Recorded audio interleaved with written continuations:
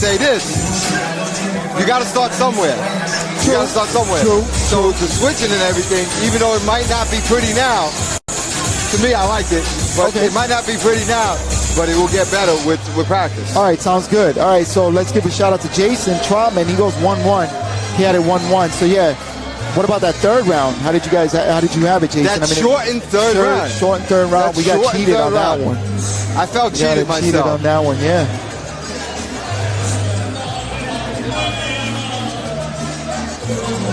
All right, so this is the 7th bout of the evening. We have one walkover this evening, so actually this is 6, but it's on the fight card. It's the 7th. We got Chris De Leon at 152. We're still at 152. It's 4 fights, right? 5 fights at 152. 5 of them. Count them, George. Count them. 5 of them. So Chris De Leon, he's unattached from the red corner. And then you have, he's going to be facing Michael James from Peak Skill Boxing Club. Peak Skill. In the blue corner. We have fighting out of the red corner, Chris De Leon, unattached. And boxing out of the blue corner is Michael James of Peace Skills Boxing Club. All right, so Jason says in the last round he's had Vassar winning. That's what I said. Right. That's what I said. But you had a 2-1. You had 2-1. Yeah, I had a 2-1. Right. You think he won the first two, which is fair. Which is fair. Okay, so who do we got in the blue corner? James. Michael James? All right, so James in the blue corner. Michael James versus Chris De Leon. In the red. And De Leon is your tall fighter with the height disparity syndrome in full effect. And look at him snap that punch, De Leon. Yeah, and here's a height disparity syndrome here, like you always say, Dave. The taller is De Leon. And he's very quick, too, which makes that tall very, very... yeah, for a tall guy, yeah, he's got a lot of speed. Absolutely. All right, and let's see how James handles it. James is in the blue. He's your shorter fighter in your height disparity syndrome. And we got to see how he handles it. And I really like something that James is doing. He's not rushing in. He's going back. And what you're trying to do right there, if you're the shorter fighter and you're leaning back a little bit and you're pulling back, you're trying to get your taller fighter to lean in on you so you can catch him. James leaning in with that body shot. Catches De Leon.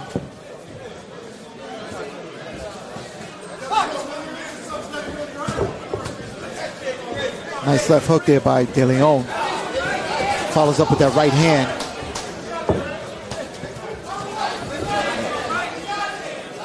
De Leon finding some real estate between those gloves of James.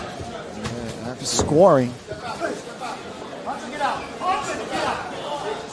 And James was trying to find around the guard of De Leon before.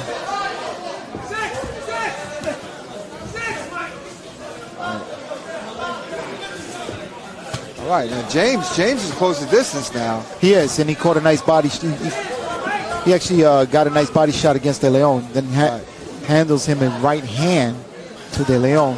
Follow with that left. Good right hands by De Leon, catching James. And that was exchanged. James caught him with a couple of them right hands as well. And you look at it now, it's a different fight than in the first 30 seconds. Yeah, absolutely. 30 seconds. So again, same story. Height disparity syndrome. The taller fighter comes out, flashing his speed, making his distance, and then gives it up in the second half of the first round. Yeah, absolutely, yeah. The second half of the first round. That's a lot of numbers. Yeah, that's the second half of the first round. Yeah, absolutely. So who wins that round? I don't know. That was tough, but I saw like cleaner punches coming from De Leon. I too, just like in the first round. Right. So I saw some cleaner punches. I like when he first started though. He was fighting, staying away, using his jab, using that height, using the speed to the advantage, to his advantage. And unfortunately, he gave it up. I'm not sure why. Thank goodness. Oh, yeah, we got water. Thank God. Thank goodness. Yeah, it's hot in here. It's hot, but the fights are hotter. Yes, the fights be hotter. All right, so we're about ready to go into the second round. Okay. Let's see what adjustments James makes here to close that distance. Well, I'll tell you what, James made the adjustment in the second half of the first round. Well, let's see if he stays, with the same strategy he used in the second half of the first round. Okay. Good right hand there by James, but I don't know if he caught him clean. No, he didn't. That second combination, though, he got the right inside. He scored with the right. Not hard, but he scored. And he scored again with that right hand. Good body shot there by James. De Leon, yeah, with a nice jab. Another jab by De Leon. He should just stick with the jab. He doesn't really need anything else, De Leon. He's got a great jab. He sure does. He snaps it out. Nice straight jab when he does use it. But by not using that, he's allowing James to get in. Yeah, absolutely. And here's James. Just like you just said it, a jab would have kept him away, or at least stopped him a little bit, or at least hindered him. Yeah. That's what we use jabs for, George. Nice inside punching, a little punch there by De Leon. All right, so that's the warning James a little bit about ducking. Absolutely. All right, so again the jab. See, once he starts shooting that jab off, James just backs off. Yeah, James does not have an answer for that jab. But when he's not jabbing, James is on the inside.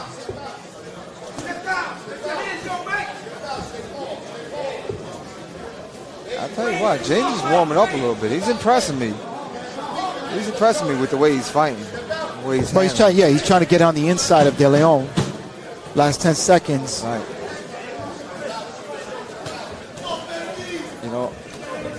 And I could see something. Wow, De Leon. Really, he just unleashed a nice combination there right at the end of the round. Right. And I could see something, George. So you see James, he's closing the gap. So a lot of these fighters learn how to close the gap, but he doesn't really know how to fight inside right now. Not from my eyes, or not in this situation. Maybe because De Leon is taller than him, but I don't see him fighting well on the inside, like scoring hard body shots, coming up and down. He definitely closes the gap. He throws some punches, but not. He looks like he'd rather be on the outside. James does. I agree. Straight punches. I agree. And what I saw also when he was on the inside, you're right. He wasn't using a lot of power. He was just kind of pity-patting with De Leon. He scored, but it was just like it wasn't convincing enough to me, at least. Yeah. And I don't know how the crowd and how the judges are seeing that. It wasn't convincing enough to me, at least. Yeah. And I don't know how the crowd and how the judges are seeing that. Yeah, I don't think that's going to go in favor of James, to tell the truth. But not that he's not fighting a good fight. He's definitely getting in. It's once he gets inside, he's got to work his inside game. All right, let's see if De Leon uses that height to keep James off of him. Nice body shot there by James. So everything I said about James, I take back. Those were two good body shots. So I just take it back. He should be throwing punches like that because he throws. Yeah, see, this is what I'm talking about. That's the pity pat. There we go again. Yeah. Ooh, just missed with that uppercut, and he tries again. De Leon does. So De Leon threw a flurry of punches, but he missed with every single one. I'd really like to see De Leon use his jab because he had a lot of success in the first round with it in the beginning. Second round, he started with the jab, and then he just gave it up. And now again, James is coming. There you go. Nice jab, snapping that jab out. Keeps James, kind of paralyzes James. Doesn't do anything. Yeah. When that jab is being fired. Yeah, you're right, George, because he does slip the jab, but he doesn't answer with anything, James. And right again, there, now to the body. Right, those kind of punches, okay. Now, if James is throwing good hard punches like that, he's gonna do well in an inside fight. Nice combination there by De Leon.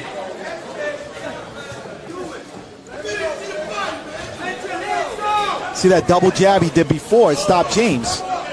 James had no answer. Nice body shot. I think he caught him on the end, though, of the elbows. Yeah. See the pity patting? He landed a couple. De Leon did with that right uppercut. James has a good job. James does good on getting on the inside, without a doubt. But I like to see him just really unleash some power punches when he's in there. Absolutely. Whoa. Good right hand by James. Yeah. He's swinging. That's like a pitcher's overhand right that he's throwing. All right, so we'll see. I mean, I got De Leon edging this, winning this fight. Not edging it, but winning this fight convincingly. Yeah. I like James' tactics of getting in on the inside, but I wish he just did a little bit more. Because I tell you, I can see James being a good boxer. Yeah, I think James is he's learning the game, and this is great because this is how you learn boxing. You gotta box to learn boxing, and you gotta box when it counts, when there's a winner or loser. For sure, for sure, all the time. Absolutely, yeah. for sure. Because people bring it on. So, I mean, good job by James. He did a lot of different things. He's just got to learn to fight inside a little bit more, I think. All right. So, yeah, this new location of John's Gym, man, I really like this place. The last place was nice, but it wasn't as big. They got everything. They got food here. They got all kinds of merchandise. Wait, did they make the food here or they brought it here? They bought it here. I think they brought it here. I don't think they make food here. Yeah, they're selling food here. Okay. If they're making it, it's going to be spicy. That's right. The winner is from the red corner, Chris DeLeo.